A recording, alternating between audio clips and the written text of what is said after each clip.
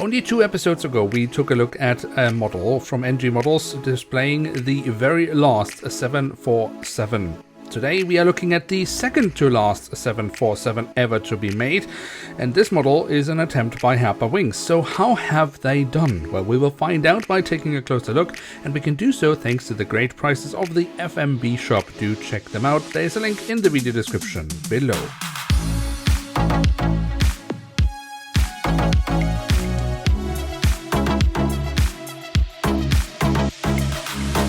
And with that, hello and welcome to a new episode of Review, where we today will take a closer look at a Boeing 747-8F of Atlas Air.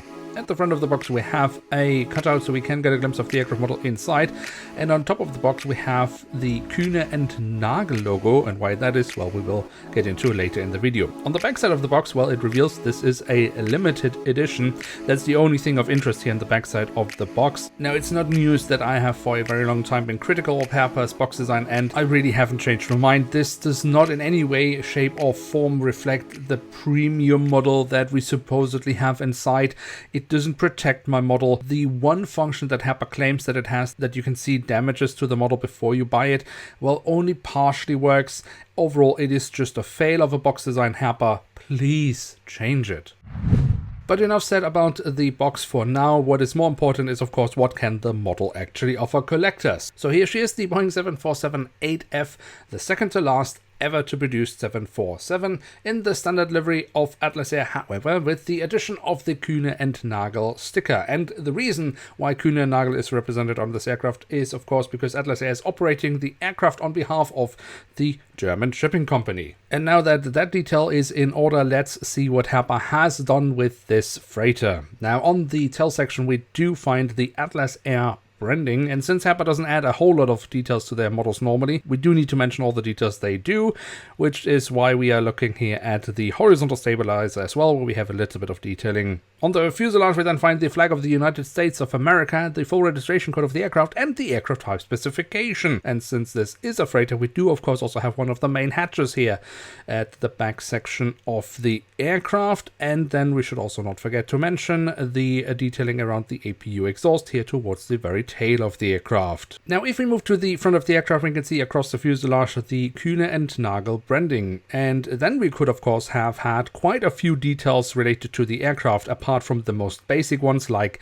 cabin doors or windows, but Herpa has given us 2 gray points. That's all they could muster, and that's just not good enough. There would be so many more things they could have added here. Pedal tubes, just for example, but they just didn't. But at least they did finish up the livery. So we do have the writing of Inspire, the 30-year anniversary logo of Atlas Air, even though they are 32 years old by now, and then the specification operated by Atlas Air Incorporated. Sticking to the basics is also the theme of the cockpit section itself. Here we have the cockpit windows with the silver edge around the windows and the window wipers, at least that. Above that we find the emergency hatch for the cockpit, but no other detailing here related to the aircraft itself, apart of course from the main cargo hatch of the aircraft, underneath which we do have a nice logo again of Kuehne+Nagel, but you will probably never see it because this model is not interactive, so you cannot open the nose. So let's move on to the engine nacelles, which have been given this really super saturated and nice looking blue color of Atlas Air. Really do like that color.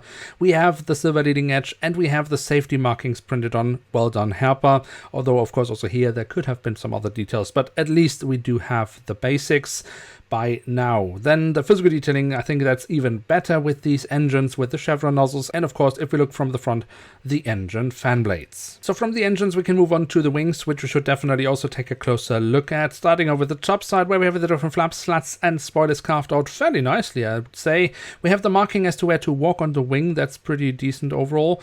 On the other side, we have some nice physical detailing. My highlight here is, I guess, these red tips of the pylons. That just looks really, really nice. So well done, Herpa, for that. The landing gear, that is the standard landing gear that Herpa uses for all their 747-8 aircraft. They are, of course, entirely made out of plastic.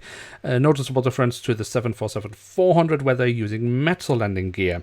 But, of course, regardless of metal or plastic, we are missing printed details around the front landing gear. On the belly of the aircraft we then find the Atlas Air branding, luckily not impaled by this hole in the fuselage, which Herpa has added for a stand, which however is not included with this aircraft model, making it really rather pointless. And then last but not least, we do of course also have a few more hatches for the cargo compartments, which Herpa has added here at the back of the aircraft and also here at the front of the aircraft.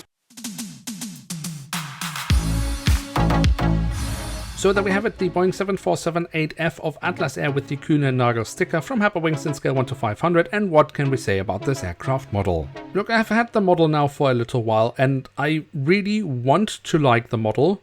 I wanted to like the model when I got it and I still want to like the model. But can I really? I mean, I don't hate the model. For that, the livery is just too good. And to be honest, Herpa has also really nailed this really lovely blue color of Atlas Air. Something they don't always do. I mean, colors are, of course, not easy, but for Herpa it seems to be a huge challenge every model.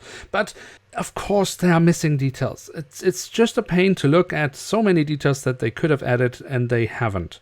And it's even more painful with freighters because technically there are less details related to the aircraft. There are less windows, for example. They don't need to add quite as many prints than with passenger aircraft.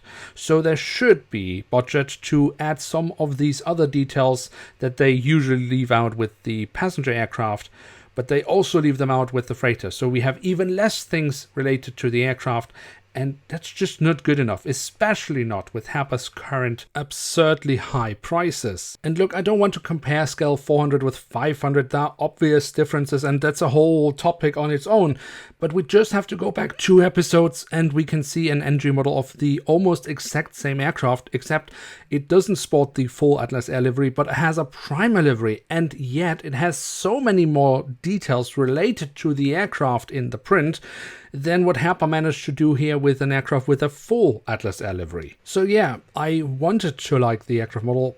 I still do like the aircraft model and I want to keep on liking the aircraft model, but Herpa makes it so hard when they just deliver the most bare-boned and lazy attempt of a model that they can come up with, and then at the highest possible price.